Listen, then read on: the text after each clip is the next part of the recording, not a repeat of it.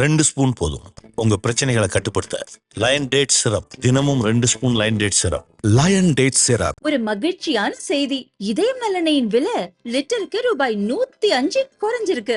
September 2023ல 1 litre இதயம் நலனையின் அதிகபட்ச விலை ரூபாய் 503. ஆனா இப்ப 1 லிட்டர் இதயம் நலனையின் விலை ரூபாய் 398 மட்டும்தான் தமிழ்நாட்டுல. அப்ப இனிமே எல்லாரும் இதயம் நலனை வாங்கலாம் இல்ல?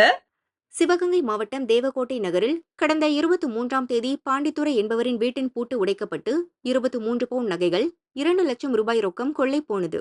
வீட்டில் இருந்தவர்கள் மார்க்கெட் சென்று வருவதற்குள் இந்த கொள்ளைச் சம்பவம் நடந்தது. அதே பகுதியில் உள்ள ராஜாமணி என்பவர் வீட்டிலும் அதே நாளில் கொள்ளைச் சம்பவம் நடந்தது. வீட்டு உரிமையாளர்கள் வெளியூர் சென்றிருந்த நிலையில் 4 பவுன் நகை மற்றும் 15,000 ரொக்கம் பறிபோனது.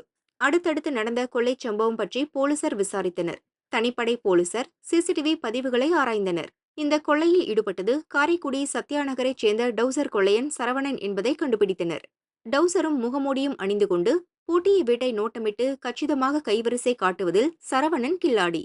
அவன் மீது ஏற்கனவே 15 திருட்டு வழக்குகள் உள்ளன. அவனது வீட்டை தேடி தனிப்படை போலீசார் சென்றனர். ஆனால் சரவணன் திருச்செந்தூர் முருகன் கோயிலுக்கு சென்றிருப்பது தெரிந்தது. கொள்ளைக்கு பயன்படுத்திய டவுசர், முகமூடி, இரும்பு கம்பி, திருட்டு பைக் உள்ளிட்ட பொருட்களை அவன் வீட்டிலிருந்து போலீசார் கைப்பற்றினர்.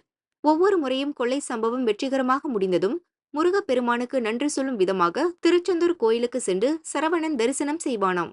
தனிப்படை போலீசார் திருச்செந்தூரில் ரகசிய கண்காணிப்பில் ஈடுபட்டனர். அப்போது தரிசனம் செய்துவிட்டு வெளியே வந்த டவுசர் கொள்ளையன் சரவணனை போலீசார் அதிரடியாக மடக்கி பிடித்தனர். இதனால் பக்தர்களிடையே பரபரப்பு ஏற்பட்டது. கொள்ளையடித்த நகை மற்றும் பணம் அவனிடமிருந்து பறிமுதல் செய்யப்பட்டது. சில நகைகளை விற்றதும் தெரிய வந்தது. அதற்காக அவனுக்கு உதவிய ஒரு பெண் உட்பட 2 பேரையும் போலீசார் கைது செய்து விசாரித்து வருகின்றனர்.